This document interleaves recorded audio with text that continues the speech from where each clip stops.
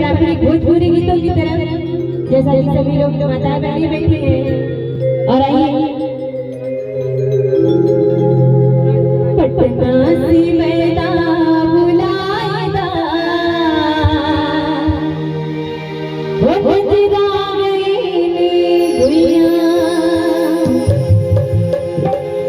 ये जो मेहरारू के भाव वो अपने परिवार में उनकी नजर टोना लग जाता था। अपने परिवार में कहा था कि हमें डॉक्टर वैद बुला, तो कैसे कोने भाव में कहा कहेंगे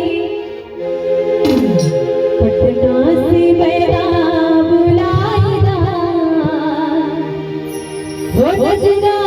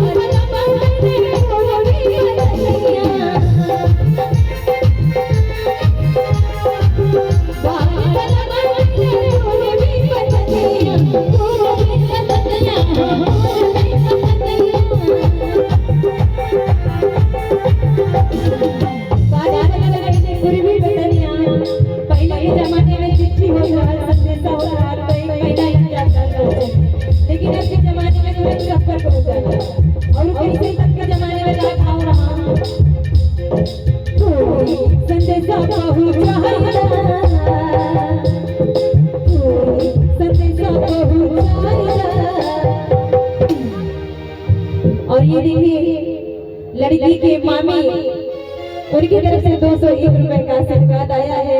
ये नजर करवाई आया है। लड़की के मामी की तरफ से आपका धन्यवाद करते हैं, स्वागत अभिनंदन करते हैं। क्या संदेशा पहुंचाएगा, संदेशा पहुंचाएगा।